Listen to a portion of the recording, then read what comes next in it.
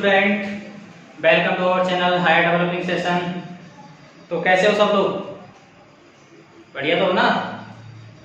Okay, यही चाहिए, बढ़िया ही रहना। स्टडी जो करनी है हमको आगे।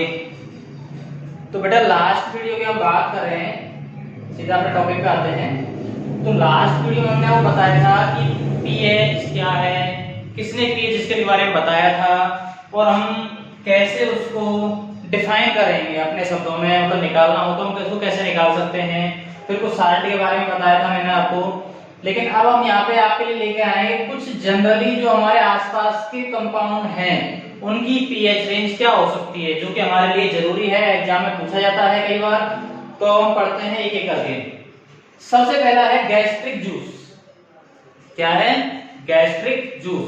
अभी गैस्ट्रिक जूस कहाँ होता है बेटा? ये होता है अपने स्टोमक में। कहाँ होता है? स्टोमक के अंदर होता है। स्टोमक में जैसे अपना HCl है, म्यूकस है, ये सभी मिलके गैस्ट्रिक जूस बनाते हैं। और गैस्ट्रिक जूस की जो पीएच होती है वो होती है 1.0 से 3.0 के बीच की हो सकती है। हमने टोटल मतलब एग्जैक्ट वैल्यू नहीं लिखी, हमने टोटल रेंज लिखी है, मिनिमम कहां तक जा सकती है और मैक्सिमम कहां तक हो सकती है।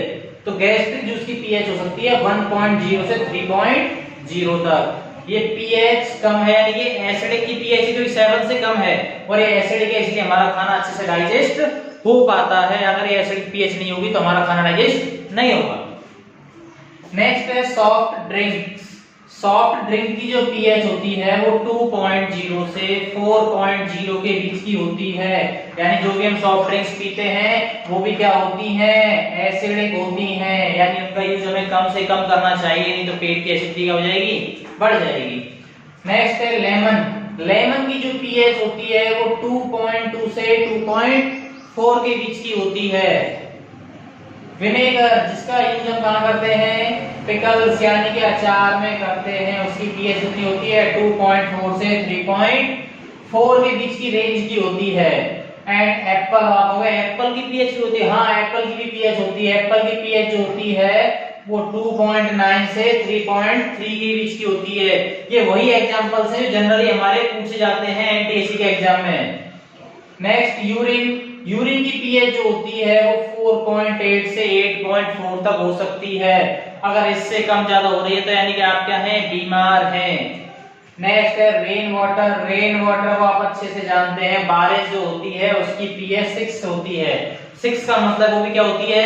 एसिडिक होती है। लेकिन कई बार क्या होता है, जैसे ये पीएच क्या होती है? डाउन हो जाती है, तो उसे हम क्या कहते हैं? एसिड रेन कहते हैं। और एसिड रेन कहाँ होती है? जो इंडस्ट्रियल एरिया है, जहां पे क्या है? Carbon dioxide, sulphur dioxide, sulphur trioxide, nitrogen dioxide, ऐसी गैसेज जो हैं वो वाटर से मिलके क्या बना लेती हैं?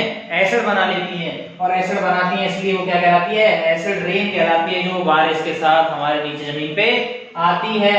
और एसिड रेन के क्या क्या इफेक्ट होते हैं? जब भी एसिड रेन हमारी स्किन पे गिरती है तो इरिटेशन होते हैं और छोटे मोटे पिंपल्स वगैरह हो जाते हैं, जलने लग जाती है स्किन। मतलब ऐसा नहीं ज्यादा जलने, मतलब थोड़ी सी इरिटेशन होती है हमें। और जो मॉन्यूमेंट है जैसे कि अपना ताजमहल है, संगमरमर से बना हुआ है, तो वो भी क्या करता है? एसिड से रिएक्शन कर लेता है और येलो कलर में कन्वर्ट हो जाता है। व्हाइट होता है संगमरमर, लेकिन एसिड से रिएक्शन करके क्या हो रहा है? वो येलो होता जा रहा है।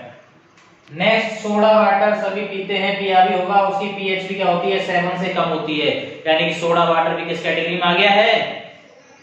एसिडिक नेचर में आ गया है। नेक्स्ट है आपका मिल्क। मिल्क तो सब पीते हैं ना? अब आप कहोगे मिल्क में सर ये पीएच का क्या रोल है? बेटा पीएच का रोल है मिल्क में। मिल्क की जो पीएच होती है एग्जैक्ट 6.3 से 6.6 के बीच की होती है।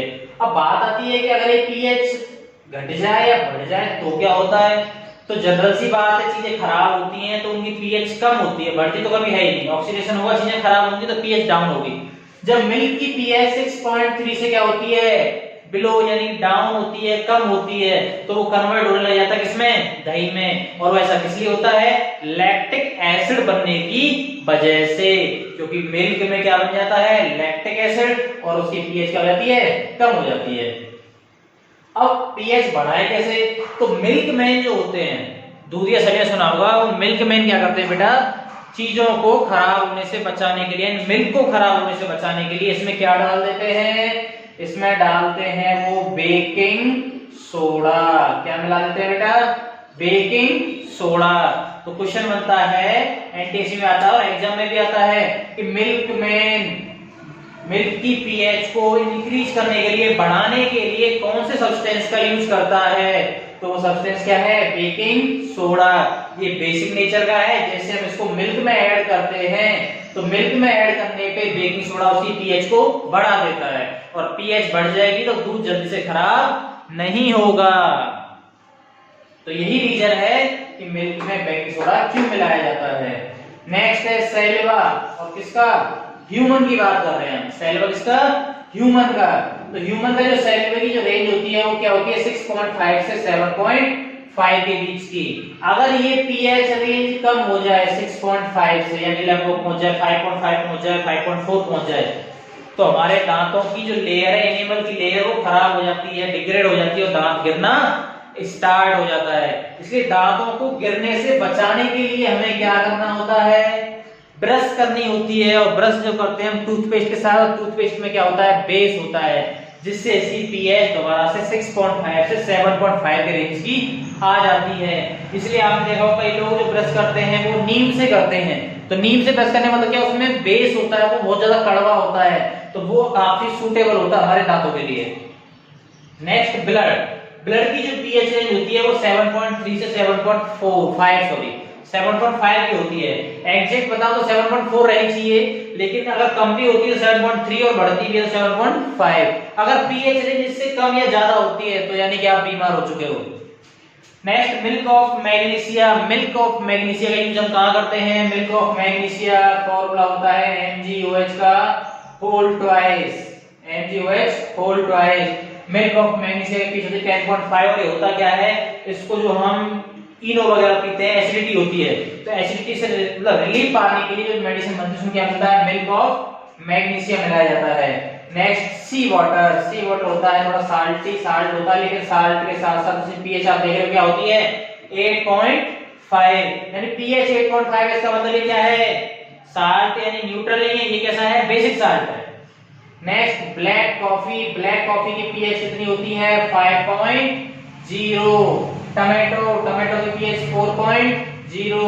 एंड टीयर्स, अपने आंसू, कभी आप रोए हो जो उसे है ना, तो उसमें रोते टाइम हमारे आंखों का आंसू अगर कई बार आपके मुंह में भी चला गया गलती से, तो उसका टेस्ट देखना कैसा होता है, खारा होता है, साल्टी होता है। इसका मतलब उसकी पीएच क्या है, 7.4 है। इसका मतलब साल्ट के जैसा है, यानी एग्जैक्ट 7 के लेवल के आसपास ही है, यानी साल्टी न्यूट्रल है, साल्ट की पीएच होती है 7। तो जैसा कि अभी आपने पीएच के बारे में पढ़ा कि पीएच रेंज कहां से कहां तक होती है, तो लास्ट में पढ़ा था टीयर्स की जो पीएच होती है वो कितनी होती है, 7.4, यानी कि वो साल्ट की कैटेगरी के अंदर आता है, उसमें साल्ट प्रेजेंट होते हैं, लेकिन होता कैसा है, बेसिक।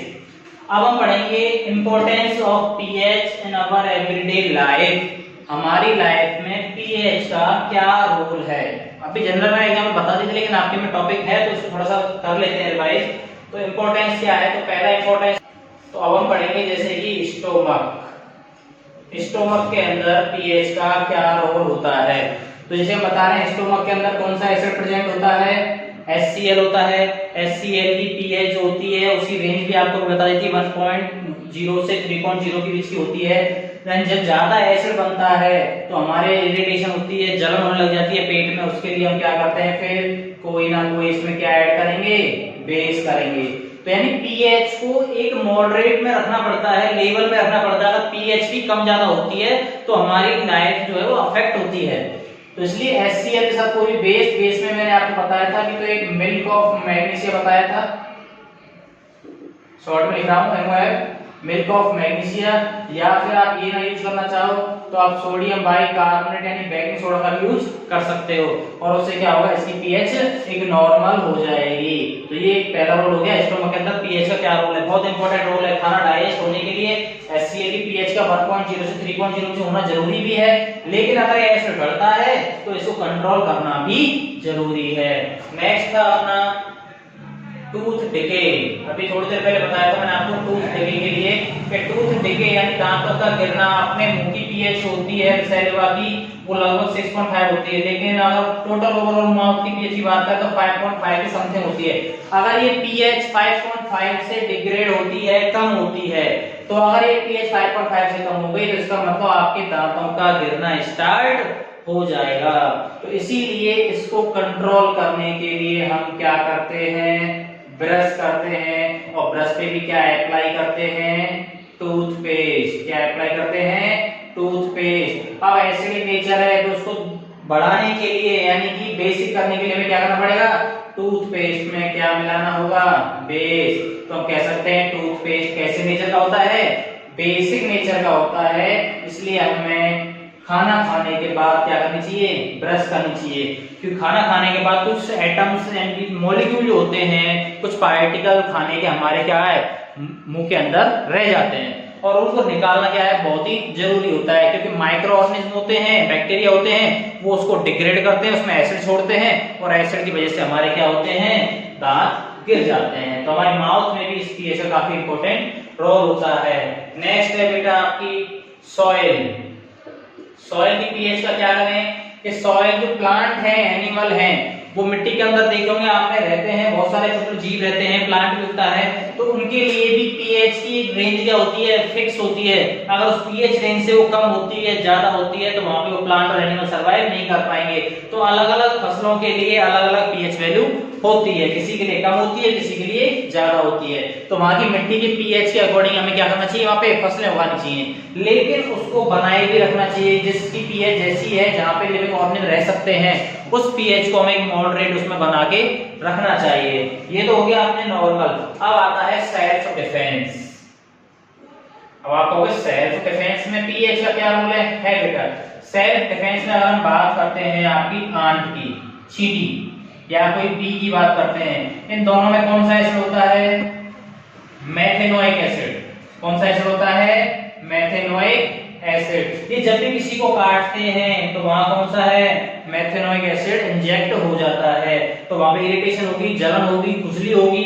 तो उसको कम करने के लिए इस पे हम क्या अप्लाई कर देते हैं, इस पे हम अप्लाई करते हैं कौन सा बेटा, बेकिंग सोडा। क्या अप्लाई करते हैं, बेकिंग सोडा। इससे क्या होता है, इसकी पीएच नॉर्मल हो जाती है और हमें कोई प्रॉब्लम नहीं होती है। अगर बात करते हैं, एक प्लांट होता है नेटल प्लांट, जिसको हमने बहुत पहले ही बता दिया था आपको, नेटल लीव्स, उसके जो हेयर होते हैं जंगल में जाते हैं, अगर वो गलती से हमारे चुभ जाए तो वहां वो क्या करता है, ये सेम मेथेनोइक एसिड हमारे अंदर इंजेक्ट कर देता है। तो उससे बचने के लिए मैंने उसके पास बताया था, एक उसके पास कौन सा प्लांट होता है, डॉग प्लांट होता है, और जिसका नेचर कैसा होता है, बेसिक। तो उसकी पत्तियों को रब करके और हम क्या है, उस अफेक्टेड एरिया पे लगा लेते हैं और इन दोनों को न्यूट्रल कर देते हैं, और इससे क्या होती है, हमारे इरिटेशन, जलन वगैरह सब क्या हो जाती है, खत्म हो जाती है। तो यानी सेल्फ डिफेंस में भी पीएच का एक इंपॉर्टेंट रोल होता है। अब हम पढ़ेंगे साल्ट्स के बारे में। तो साल्ट जो है अपने सिलेबस में जो है हम पढ़ने वाले हैं हम। तो सबसे पहला साल्ट है अपना सोडियम क्लोराइड। वैसे साल्ट पढ़ चुके हैं, साल्ट के टाइप पढ़ चुके हैं, साल्ट क्या होता है, टाइप्स क्या होते हैं, और उसका पीएच रेंज होता है वो क्या हो सकता है। तो सबसे पहले साल्ट हम कोई भी पढ़े, ये सारी चीजें हमको पहले कंफर्म होनी चाहिए। जो भी आप साल्ट पढ़ोगे उसमें ये चीजें आपको कंफर्म होनी चाहिए। तो पहला है अपना केमिकल नेम। केमिकल नेम क्या होता है इसका, सोडियम क्लोराइड। केमिकल नेम क्या होता है बेटा, सोडियम क्लोराइड, जिसको हम NaCl के नाम से जानते हैं, sodium chloride NaCl। Common name क्या होता है, कॉमन में इसको हम रॉक साल्ट भी बोलते हैं, रॉक साल्ट। नेक्स्ट है एक्शन ऑन लिटमस। अगर इसको हम लिटमस पे टेस्ट करते हैं तो क्या नेचर दिखाएगा, एसिड दिखाएगा, बेसिक दिखाएगा या फिर न्यूट्रल होगा। तो इसका आंसर है बेटा आपका न्यूट्रल। के जो एक्शन होता है लिटमस पेपर पे, इसका एक्शन क्या रहता है, न्यूट्रल। यानी इसकी पीएच जो होगी वो क्या होगी, 7 होगी, तभी क्या है, न्यूट्रल है। समझ जाना है आपको पीएच क्या होगी। नेक्स्ट है सॉल्युबिलिटी। सॉल्युबिलिटी मतलब घुलना, पानी के अंदर ये घुलता है या नहीं घुलता है। कि सॉल्युबिलिटी हम वाटर में निकालते हैं, यूनिवर्सल सॉल्वेंट है, सॉल्युबल इन वाटर। तो क्या पता चला, ये chemical name sodium chloride NaCl, common name क्या है, रॉक साल्ट के नाम से जानते हैं। नेक्स्ट है एक्शन ऑन लिटमस, न्यूट्रल होता है, और सॉल्युबिलिटी तो ये वाटर में क्या होता है, सॉल्युबल होता है। अब ये चीजें जब कंफर्म हो जाएंगी उसके बाद हम पढ़ेंगे इसका ऑक्यूरेंस मिलता कहाँ है, कैसे निकलता है, कैसे बनता है। तो ऑक्यूरेंस की अगर हम बात करते हैं, नेक्स्ट थोड़ा ध्यान से देखना है बेटा। ऑक्यूरेंस मतलब जहां ये मिलता है, तो फर्स्ट ऑफ ऑल तो आपको पता है सभी को साल्ट कहां से मिलता है, सी वाटर से मिलता है। दूसरा जो साल्टी लेक्स होती हैं, जैसे कि अपने राजस्थान में है कौन सी, सांभर झील, सांभर लेक, उससे क्या बनता है, साल्ट बनता है। और तीसरा होता है बेटा अपना माइनिंग के द्वारा भी निकाला जाता है। तीन तरह से ऑक्यूरेंस होता है, तो सी वाटर में मिलता है, साल्टी लेक्स में मिलता है, और इसकी माइनिंग भी की जाती है। माइनिंग आपको पता तो आपने नमक देखे होंगे, काला नमक आता है, सेंधा नमक आता है, तो ऐसे ही कुछ नमक होते हैं, इसलिए रॉक साल्ट इसका नाम दिया कि रॉक से भी माइनिंग की जाती है। कोयले की माइनिंग होती है ना, ऐसे साल्ट की माइनिंग होती है। आपने खूब देखा होगा नमक के जो पैकेट्स आते हैं उसमें काला नमक भी अलग तरह से आता है, दो तरह के नमक आते हैं। तो यानी माइनिंग के द्वारा भी नमक को क्या है, निकाला जाता है। तो सबसे पहले आता है प्रिपरेशन, के निकाल तो रहे हैं हम, लेकिन इसका प्रिपरेशन मेथड क्या है, प्रिपरेशन। अब प्रिपरेशन कैसे होगी इसकी, प्रिपरेशन करने के लिए पहले क्या करेंगे हम, सी वाटर को छोटे छोटे गड्ढे जो होते हैं उनमें फैला कर रखते हैं पानी को, सनलाइट उन पे पड़ती है, वाटर इवेपोरेट होता है, वाटर इवेपोरेट होगा, पानी तो क्या हो जाएगा, निकल जाएगा। अब वहां पे क्या है, कुछ साल्ट बच जाएंगे, क्या बचेंगे, साल्ट बच जाएंगे। अब आपके जो साल्ट बचते हैं उन साल्ट के साथ में आपके आयंस मिलते हैं, सल्फेट मिलते हैं, मोस्टली मैग्नीशियम के, कैल्शियम, तो ये क्या है, आयंस उनके साथ में मिलते हैं। अब साल्ट ये प्योर तो है नहीं भाई, अभी हमने समुद्र से निकाला है, प्योर तो होगा नहीं है, तो फिर क्या करेंगे, इसको हम प्योरिफिकेशन मेथड में डालेंगे। वो कैसे, इसको पहले रिफाइनिंग में लेके जाएंगे, रिफाइनिंग में इसको क्या है, पानी के अंदर डिसॉल्व कर देंगे अच्छे से। पानी के अंदर डिसॉल्व करने के बाद जो ऐसी इंप्योरिटीज होंगी जो छन के अलग हो सकती हैं, फिल्टर हो सकती हैं, उनको फिल्टर करके अलग कर लेते हैं। ठीक है बेटा, फिल्टर करने के बाद जो साल्ट बचता है उसमें हाइड्रोजन क्लोराइड फ्लो किया जाता है, हाइड्रोजन क्लोराइड मिक्स किया जाता है, और हाइड्रोजन क्लोराइड जिसमें मिक्स किया जाता है तो सोडियम क्लोरीन के साथ रिएक्शन करके और अपना क्या बना लेता है बेटा, NaCl बना लेता है, NaCl उसमें से बाहर निकलता है। तो ये बन जाएगा आपका NaCl, जो क्या है, प्योरीफाई है, पूरी तरह से प्योर है। इंप्योरिटी जितनी भी थी, इंप्योरिटी या लाइट सॉल्युबल, इनसॉल्युबल, वो सारी चीज में से निकाल दी गई, चाहे वो किसी आयंस की थी या अदर में कोई और इंप्योरिटी थी। तो ऐसे कंप्लीट निकल के आपकी रिफाइनिंग के बाद आपको क्या मिलता है, NaCl मिलता है।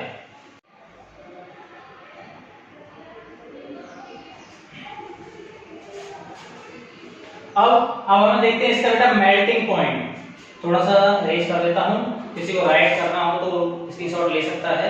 अब है इसका मेल्टिंग पॉइंट, मेल्टिंग पॉइंट की बात करते हैं इसकी, मेल्टिंग पॉइंट। अब मेल्टिंग पॉइंट क्या होता है बेटा, a point of temperature at which any solid substance start to change into liquid, यानी कि ऐसा पॉइंट जिसका टेम्परेचर का ऐसा पॉइंट जिसमें कोई भी सॉलिड सब्सटेंस किसमें चेंज होने लग जाए, लिक्विड में चेंज होने कहलाता है इसका मेल्टिंग पॉइंट। अब बात करते हैं सोडियम क्लोराइड की, तो सोडियम क्लोराइड NaCl क्या है, एक आयोनिक कंपाउंड है, और जो आयोनिक कंपाउंड होते हैं उनका जो मेल्टिंग पॉइंट होता है वो काफी हाई होता है। तो इसका जो मेल्टिंग पॉइंट होता है बेटा वो होता है 1093 केल्विन, 1093 केल्विन। अब इसका मेल्टिंग पॉइंट हो गया, यानी जल्दी से मेल्ट नहीं होगा, क्रिस्टल सी फॉर्म मिलता है। दूसरा है मेल्टिंग पॉइंट के अलावा कि इसका हम क्या बना सकते हैं इससे, तो जैसे कि आपका सोडियम हाइड्रोक्साइड और आपका वॉशिंग सोडा यानी CO3 और आपका सोडियम बाइकार्बोनेट यानी कि बेकिंग सोडा, वो भी किससे बनते हैं, NaCl से ही बनते हैं। अगर हम इसकी सॉल्युबल बता दिया, वाटर में सॉल्युबल होता है लेकिन इनसॉल्युबल भी होता है किसी चीज में, और वो इनसॉल्युबल क्या है, वो है अल्कोहल।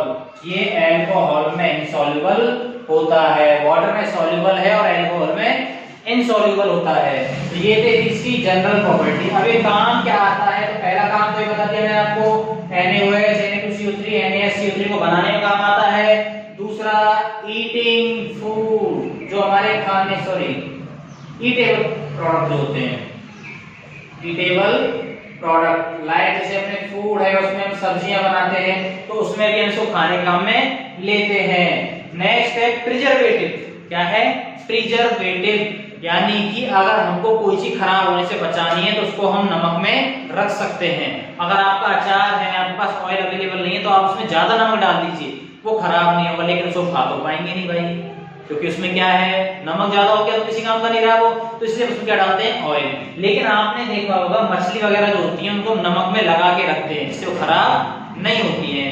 नेक्स्ट है फ्रीजिंग एजेंट के रूप में भी इसका यूज किया जाता है। फ्रीजिंग एजेंट मतलब जो अपनी फैक्ट्री होती है, बर्फ फैक्ट्री वगैरह होती है, उनमें भी जो फर्मा होते हैं उनके आसपास नमक का पानी होता है, नमक का पानी होता है। इसके वजह से जो मेन चीज होती है, मेन कंपाउंड होता है, उसका क्या है, जो फ्रीजिंग पॉइंट है वो कम हो जाता है, तो यानी कि वो जल्दी से क्या हो जाएगा, जम जाएगा। तो उसको यानी बर्फ जमाने के लिए भी हम किसका यूज करते हैं बेटा? सोडियम क्लोराइड का यूज करते हैं। ये थे इनके कॉमन यूजेज। आज हमने पढ़ा है सोडियम क्लोराइड साल्ट। इसके अलावा बाकी जो साल्ट हैं वो हम आपको नेक्स्ट वीडियो में लेके आएंगे। इसी के साथ आपसे बता देते हैं, चैनल को शेयर करें, सब्सक्राइब करें, लाइक करें, कमेंट्स करें। अगर किसी को कैसा भी डाउट है तो एनी टाइम आपको कमेंट कर सकता है, उसका सॉल्यूशन उसको डेफिनेटली ही मिलेगा। Thank you.